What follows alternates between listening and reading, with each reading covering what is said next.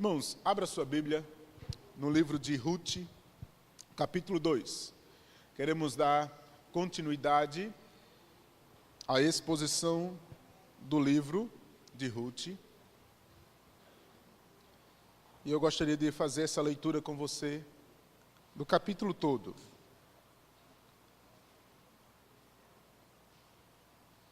Livro de Ruth, capítulo 2. Se você achou, diga amém. Mesmo assentados, eu vou ler, você me acompanha na leitura ou aqui no telão, que diz assim.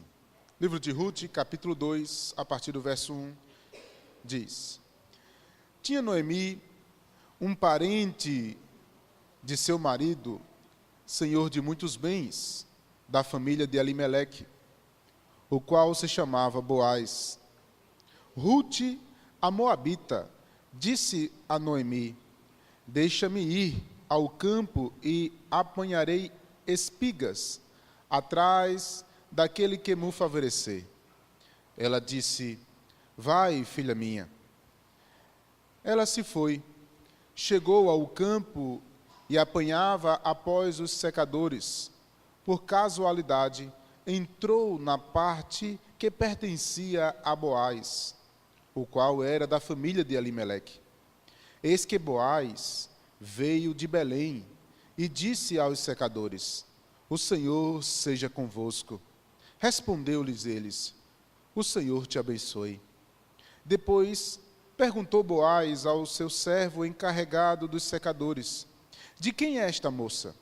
Respondeu-lhe o servo: Esta é a moça moabita que veio com Noemi da terra de Moabe. Disse-me ela: Deixa-me rebuscar as espigas e ajuntá-las entre as gazelas após os secadores. Assim, ela veio, desde pela manhã até agora, está aqui, menos um pouco que esteve na choça.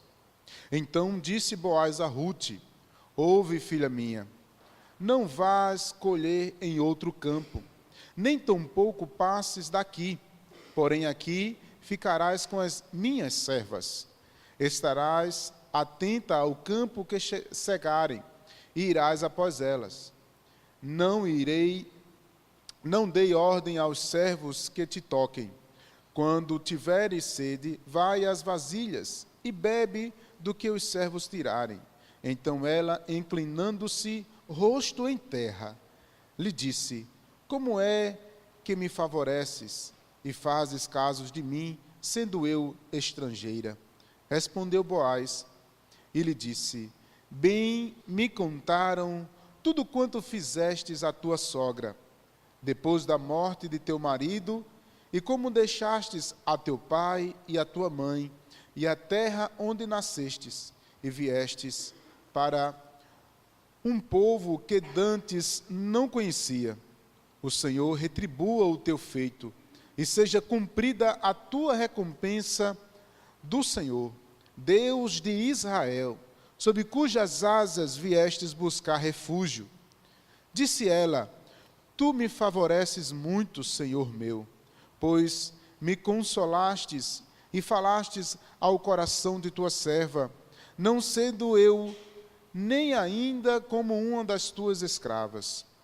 À hora de comer, Boaz lhe disse: Achega-se para aqui e come do pão, e molha no vinho o teu bocado.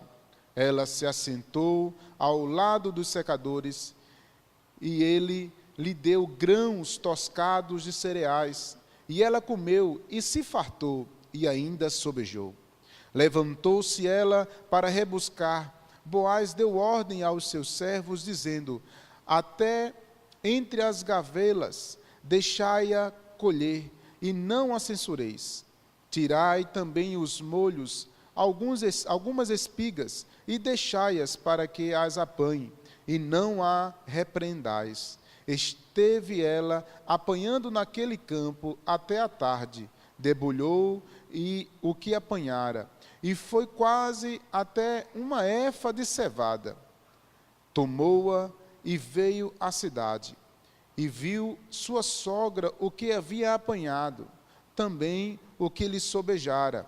Depois de se fartar-se, tirou e deu à sua sogra. Então lhe disse a sogra: onde colhestes hoje? Onde trabalhastes? Bendito seja aquele que lhe acolheu favoravelmente. E Rute contou à sua sogra onde havia trabalhado, e disse: o nome do Senhor, cujo campo trabalhei, é Boaz. Então Noemi disse à sua nora: bendito seja ele do Senhor, que ainda não tem deixado a sua benevolência, nem para com os vivos, nem para com os mortos. Disse-lhe mais Noemi: este homem é o nosso parente chegado, é um dentre os nossos resgatadores. Continuou Rute, a moabita. Também ainda me disse: com os meus servos ficarás, até que acabem toda a seca que eu tenho.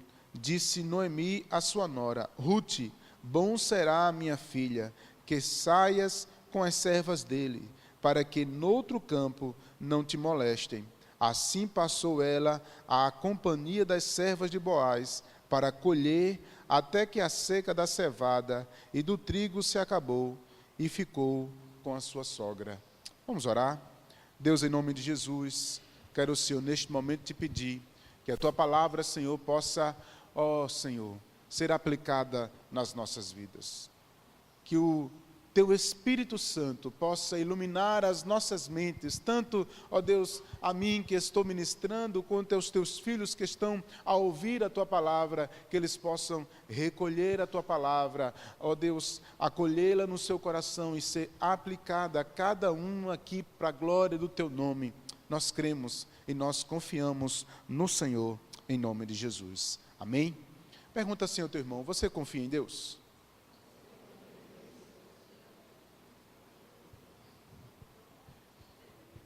Nós acabamos de cantar e nós acabamos de orar, agradecendo a Deus porque nós confiamos em Deus. Mas é tão interessante quando nós começamos a viver, e esse aspecto da confiança em Deus, por muitas vezes, não é tão retratado por nós no nosso cotidiano. Às vezes nós estamos tão acostumados em tomar um remédio que não precisamos mais orar. Quantas vezes você já deixou de orar porque tomou um Manadol, um Dipirona? Porque sabia que a sua dor de cabeça ia ser resolvida? Ou será que só confiamos em Deus quando as coisas mais apertadas estão? Ou quando nós não vemos mais solução? Parece que nós nos acostumamos com aquilo que nós já podemos resolver. A pergunta é: será que nós confiamos em Deus mesmos? Ou estamos apenas vivendo de modo religioso e deixando que as coisas aconteçam? Ao olhar para a vida dessa mulher, Rute, nós podemos ver uma expressão clara de confiança em Deus quando nada tem de expectativa. Nós percebemos, semana retrasada, a ação de Deus controlando todas as coisas. Nós vimos, por exemplo, dentro da ação de Deus, na vida da apostasia de Elimeleque. Elimeleque, ele deixa a sua terra, deixa a terra prometida, em favor de buscar dinheiro, em favor de ter o seu posto cheio de pão, vai para a terra de Moabe, uma terra idólatra, uma terra que não era do Senhor, deixa para trás o seu povo, o local de adoração, e lá cria seus filhos. Seus filhos casam de maneira errada, com mulheres moabitas, desobedecendo às ordens do Senhor.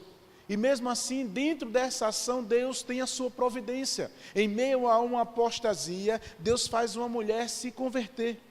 Rute, em meio à ação graciosa de Deus, e por sua nora, Noemi, ao ouvir das ações do Senhor, ela decide abandonar todas as coisas. ficam para trás a sua terra, ficam para trás os seus deuses, ficam para trás as suas famílias, e ela vai adiante para a terra prometida, ela vai adiante do Deus Yahvé, ela vai adiante do Deus da sua nora, e diz: ali onde estás eu estarei, o teu povo será o meu povo, onde tu morrer eu morrereis. Ela estava claramente se convertendo a Deus, deixando todas as coisas para trás e servindo ao Senhor, sem nenhuma expectativa. Bem sabia ela, e Noemi também, que ela possivelmente não seria bem-vinda naquela terra. Ela não seria bem-vinda, pois a palavra de Deus deixa que os homens não seriam bem vistos com as mulheres moabitas. Mas ela se converteu ao Senhor, e ela agora não estava confiando mais nos homens, estava confiando na ação graciosa do Deus de Israel. E nós percebemos, irmãos, que Noemi, ela chega agora amargurada. Ela declara que agora se chama Mara, amargurada de vida, e se transforma, se fecha, e se torna um peso praticamente agora para Ruth. Mas, irmãos, diante das incertezas, e diante da escassez, do prato vazio, e diante daquilo que estava enfrentando, a terra prometida estava florescendo. Aqueles que não abandonaram a terra cresceram, frutificaram, e as terras estavam exatamente no momento da colheita. E ela, agora Ruth, uma mulher estrangeira, moabita, decide agora ir fazer algo claramente bom. Ela vai agora diante do Senhor, mesmo em meio às circunstâncias. Eu quero lembrar para você o que período eles estavam. Elas estavam vivendo no período dos juízes. E esse período dos juízes, irmãos, era aquele período em que todos faziam o que queriam. Todos estavam vivendo conforme as suas próprias vontades. Então, Ruth não tinha garantia nenhuma, mesmo estando na terra prometida, de que ela poderia estar assegurada. Mas Noemi não a procura e não disse que nem sequer tome cuidado. Ela disse: vai, filha minha, Deus te abençoe. Nada, não orienta nem para que ela pudesse procurar o seu parente mais próximo. Nem orienta ela, mas ela sai na confiança do Senhor. E ela vai, irmãos, exatamente procurar o seu trabalho. E aqui, irmãos, fica uma coisa interessante para nós. Em meio à ação graciosa de Deus, da salvação de Ruth, de retornar Noemi para a terra prometida, nós vemos agora a inclinação do Senhor, mostrando por meio desse livro, dessa ação graciosa, desse livro inspirado para aquele povo, de que saiu da terra prometida e que Deus estava sustentando eles por muitos anos. No deserto, 40 anos, Deus os sustentou-os. Deus mandou as cordonizes, Deus mandou o maná, Deus mandou o fogo para que eles pudessem ser orientados durante a noite, a nuvem para serem orientados durante o dia. Deus o sustentou aquele povo durante todas as coisas, e agora Deus está graciosamente relembrando eles, por meio da vida de Ruth, o que Ele fez por eles. A ação de Deus na vida de Ruth mostra o controle na vida da nação e na vida pessoal de cada um. Contanto, nós vamos perceber agora aqui claramente a responsabilidade humana e a soberania de Deus. Isso aqui, irmãos, é inteiramente gracioso para nós entendermos nessa história. Ruth poderia agora mesmo dizer: eu vim de tão longe, eu deixei a minha terra, eu poderia estar sendo sustentada lá, eu poderia ter me casado, ter alguém que pudesse me sustentar como era de costume naquela época, mas eu abandonei tudo e vim agora para cá, e poderia estar ali, esperando o cair do céu, esperando que as coisas e a comida fosse parar na sua mesa. Mas ela era uma viúva, estrangeira, e numa terra onde tudo poderia acontecer.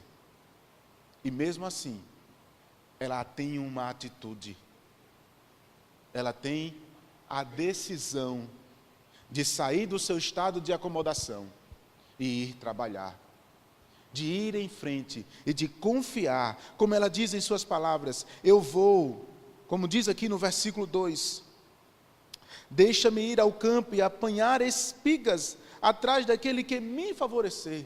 Ela foi atrás de alguém, ela foi na confiança do Senhor de que alguém, Deus iria colocar a porta aberta diante dela. Mesmo que ela sabia, irmãos, existe uma lei, tanto em Levíticos quanto em Deuteronômio, que aqueles que estavam com suas terras a serem colhidas, há uma lei clara de que eles não colhessem os cantos, e as espigas que caíssem poderiam deixar para quê? Para que uma lei civil, ou de um modo que uma lei social pudesse estar assim, agora apaziguando aqueles que estavam menos afortunados. Então as viúvas, os estrangeiros e os pobres poderiam estar entre os secadores, os trabalhadores, pegando as espigas e pudessem matar a sua fome. Isso também é uma lei diante de Deus para que eles pudessem estar dando o trabalho. Ela sabia disso. E ela vai atrás, mesmo correndo risco, uma mulher estrangeira, moabita, em uma terra que todos estarão fazendo qualquer coisa, ela toma uma atitude e vai diante do Senhor e vai trabalhar, buscar o seu pão de cada dia. Ela não espera cair do céu. E aqui, irmãos, fica uma primeira lição para nós.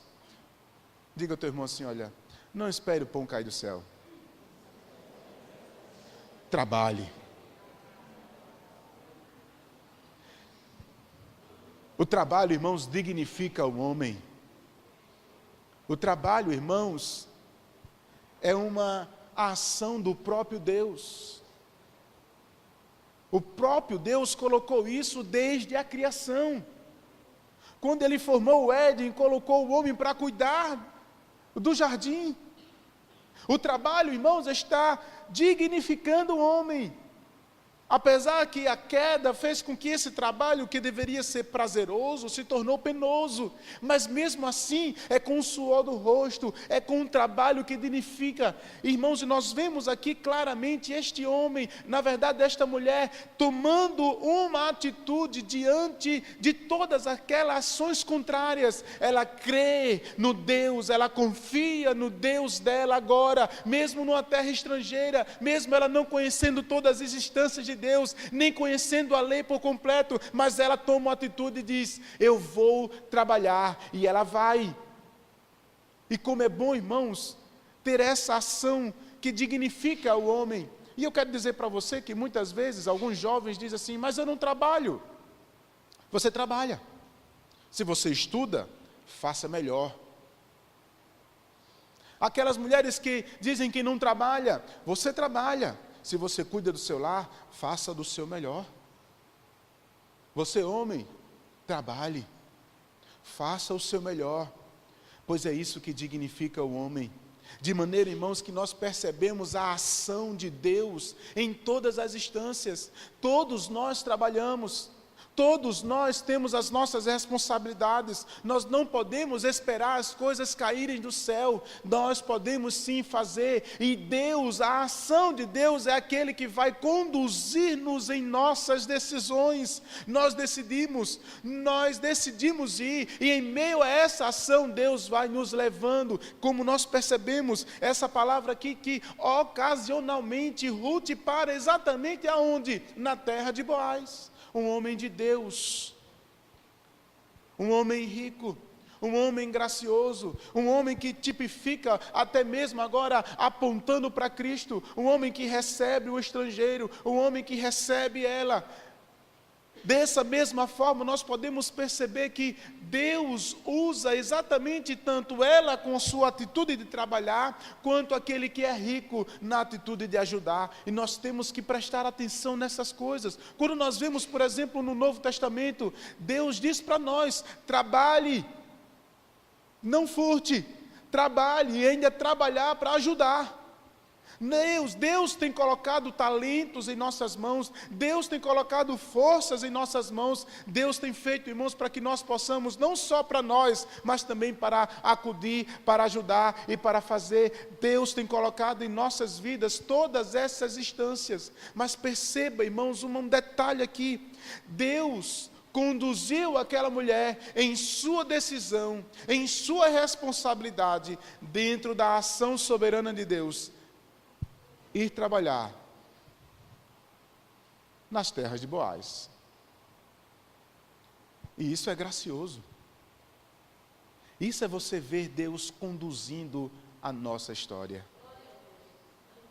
Isso é você ver Deus conduzindo em meio às nossas decisões, as vontades do Senhor em nossas vidas.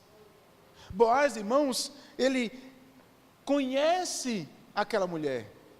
E é interessante, irmãos, que quando nós tomamos uma decisão, uma segunda verdade que fica para nós aqui, é exatamente que aquilo que nós fazemos como benevolência, com uma ação graciosa, tanto para Deus quanto para o nosso próximo, isso precede a gente.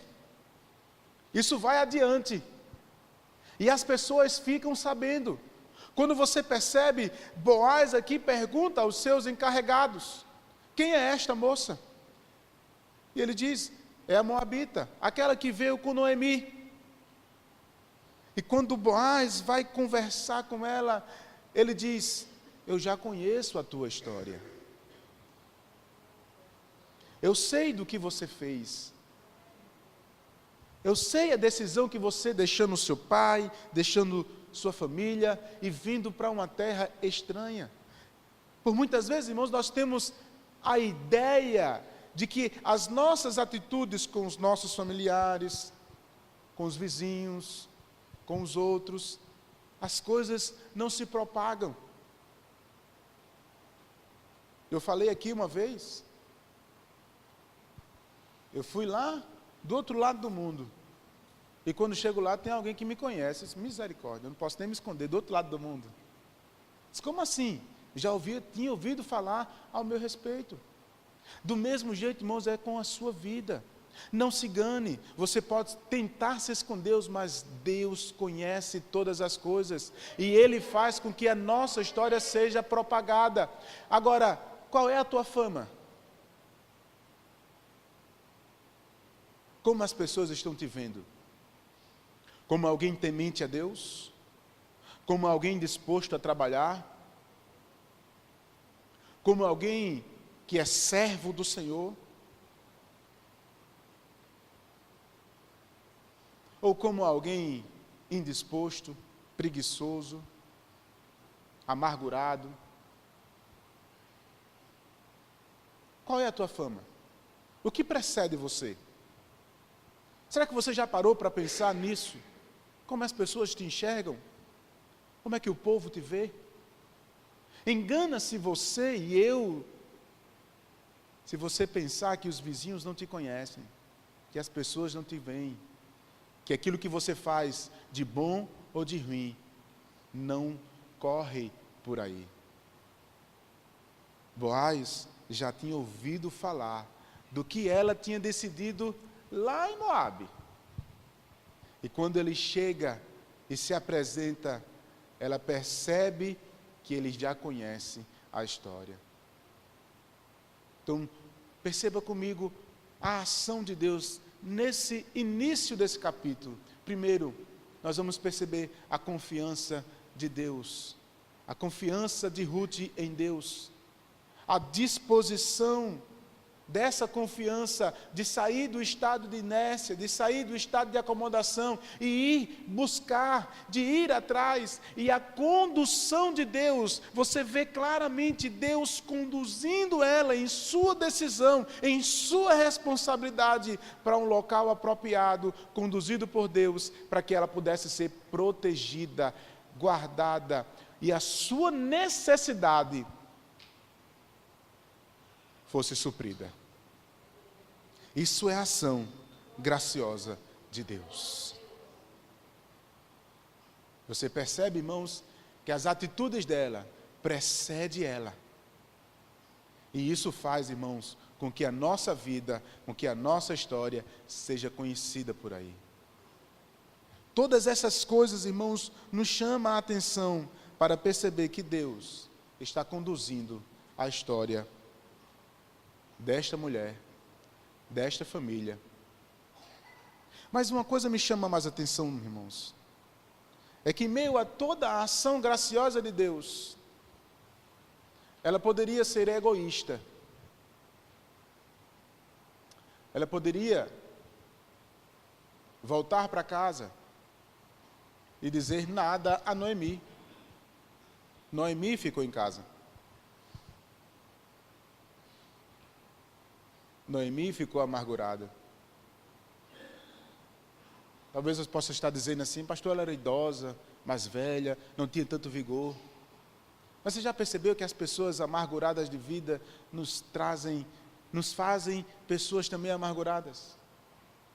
Mas Ruth, irmãos, é uma ação graciosa de Deus na vida daquela mulher. Mesmo em meio à ação contrária de Ruth, de Noemi, Ruth volta para casa, trazendo as espigas, trazendo o seu trabalho e ainda trazendo comida. Ela come, se farta e ainda pensa na sua nora. Essa atitude, irmãos, ela é tão linda, que nos faz refletir nesse mundo que nós vivemos hoje, que é tão egoísta, onde nós pensamos em nós mesmos. Quantas vezes nós não pensamos nem nos que são de casa, nem nos que são dos nossos. Como nós não queremos dividir, como nós não queremos servir. Nós temos hoje uma geração de pessoas que não estão querendo servir, nem dividir nada. Isso é meu, isso é meu, e isso é meu. O interessante, irmãos, é que toda aquela terra era de Deus. Ou, melhor dizendo, é de Deus. Tudo o que nós temos é de Deus. E quando nós vamos perceber o princípio da mordomia, nós vamos perceber que o que temos, o que somos, é apenas a ação graciosa de Deus nos permitindo, alguns de uma maneira, outros de outro, mas em todas as coisas somos apenas mordomos, onde nós cuidamos, e cuidamos daquilo que recebemos, e cuidamos daquilo que estão próximo de nós. Noemi, irmãos, não tem essa percepção. A amargura toma conta do seu coração e faz ela ser cega. Ela não quer ajudar, ela não quer participar. Mas Deus levanta sempre pessoas do nosso lado para tratar conosco. E Deus trouxe Ruth. Deus trouxe Ruth na vida dela. E Deus tem levantado você para também ser menos egoísta. A saber que nós temos que dividir. A saber que Deus quer usar você para abençoar. É muito melhor dar do que receber. Esse princípio, irmãos, é tão lindo e tão claro. Como é bom você ser usado por Deus para abençoar, para dar. Mas por muitas vezes, irmãos, o mundo, o consumismo, esse modelo que tem trazido para nós e ingressado até mesmo dentro das igrejas, nos faz entendermos que agora somos egoístas. O que é meu, isso não é teu. Mas Deus não nos chamou para isso. Deus nos chamou para entendermos quem nós éramos e o que somos. Para entender o que somos, não foi conquistado pelo meu próprio esforço, foi pelo esforço de Cristo. Para entender que foi Ele que me escolheu. E nessa ação graciosa, eu entendo agora que o que Ele faz comigo, faz também para que eu possa representá-lo, abençoar, dividir e dar. Quantas vezes você lembra na tua história de que você dividiu alguma coisa? De que você abençoou? A gente não quer nem dar o dízimo mais. A gente não quer nem manter a casa mais de Deus. E aí usamos agora a desculpa de que dízimo não é mais do Novo Testamento. Claro que não é do Novo Testamento. Porque o Novo Testamento, irmãos, a gente vai perceber claramente a distinção de problemas sendo solucionados. Os evangelhos apresentam Cristo. Lucas apresenta a história da igreja nascendo. E você percebe as cartas como resoluções de conflitos. E você vê a revelação, Apocalipse, mostrando como é que vai acontecer no final. E quem está sendo tratado nesse meio termo são judeus, gentios que se converteram ao judaísmo. E dízimo não era problema deles. Sabe de quem é o problema de dízimo? É nosso. Nós somos tão egoístas que nem isso nós queremos fazer para Deus. Nem os 10% que Ele pede como princípio nós queremos dar. Porque nós queremos para nós. E se nós não queremos dar nem para Deus, irmãos, imagina agora dar para o próximo. E aí quando eu olho para essa mulher que não tem nada, ela sai com a disposição de abençoar ela e a sua nora. E deixa para nós o princípio claro, irmãos, de que Deus, Ele vai suprir as nossas necessidades. Mas também, irmãos, Ele nos abençoa para que nós sejamos também abençoadores. Irmãos, essa mulher, irmãos, nos deixa outra lição tão clara, que além de abençoar, ela é humilde. A humildade dessa mulher em pedir para ir trabalhar, em pedir para colher espigas, em trazer para a sua nora comida, reflete mais uma vez na nossa capacidade de dizermos quem somos nós, tão orgulhosos, tão prepotentes, tão donos de si mesmos. Enfrentamos, irmãos, uma grande realidade onde os meus direitos são mais válidos. Onde nós nos aproximamos do outro agora, como que o outro não também tivesse direitos, mas nos aproximamos dele com o altar na nossa vida, como se nós somos melhores, melhores e melhores.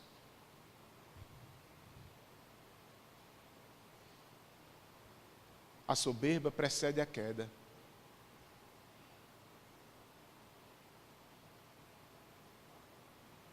E o que nós temos visto, irmãos, são muitos e muitos orgulhosos. Mas eu quero dizer para você, irmãos, claramente diante dessa história, é o que nós somos, é o que Deus permite. O que você tem, foi Deus que deu. Em meio às suas decisões, em meio à sua responsabilidade, em meio aos teus sonhos, Deus tem conduzido a tua história. Deus tem tratado com você. Deus tem aberto portas e fechado portas. Deus tem feito tudo isso claramente diante de você. E o que você tem não é apenas mérito seu, mas é uma ação do Deus que controla todas as coisas. Ele tem suprido a tua vida, Ele tem suprido a tua história, Ele tem te abençoado. A pergunta é, o que isso tem promovido em nós?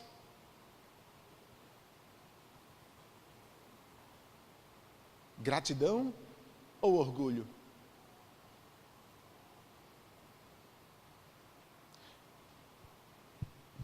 Graça ou egoísmo? E quando nós pensamos em graça, nós vamos perceber que graça, irmãos, é oferecer algo a alguém que não merece. E sabe o que é que nós não merecíamos? É a salvação. Nós nascemos no pecado. Somos pecadores. Mas Cristo, graciosamente, olhou para você, mesmo sem merecer, e te concedeu a salvação. O que isso promove na nossa vida, o que isso promove na nossa história? Eu quero declarar nesta noite para você, que você sai daqui sabendo que Deus está no controle da tua vida. E que em meio às tuas decisões, às tuas responsabilidades, Deus conduz você, e Ele abençoa você, Ele abre portas para você, mas que tudo isso possa nos fazer refletir, a sermos mais humildes, mais graciosos, mais e mais dependentes de Deus. E ao mesmo tempo, não podemos ficar parados. Precisamos correr atrás. Como está a tua vida? Como está a tua história?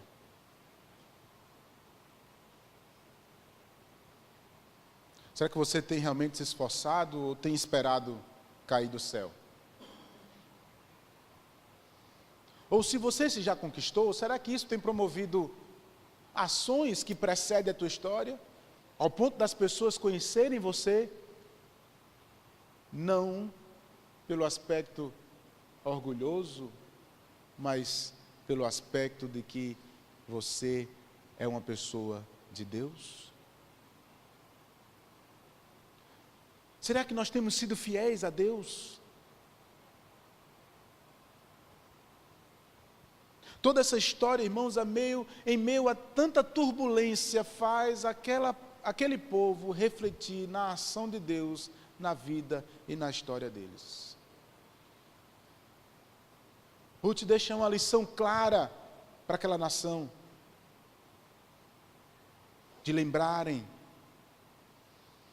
de que Deus está no controle da vida deles. A pergunta para nós é: com esta verdade, o que nós temos feito? Com esta verdade, o que nós temos feito? O orgulho tem tomado conta ou a graça tem lhe favorecido? O ajuntamento e o enriquecimento tem chamado a tua atenção?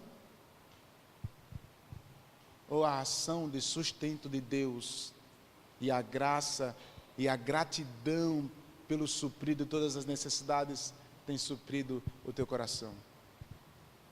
Será que realmente você confia em Deus ou você confia no seu bolso? Será que você realmente confia em Deus ou confia na sua força? Você já parou para pensar nessas indagações? Saiba de uma coisa: Deus está no controle. Com essa informação, o que você vai fazer? Isso vai fazer um ponto central e gracioso. E a tua vida pode mudar.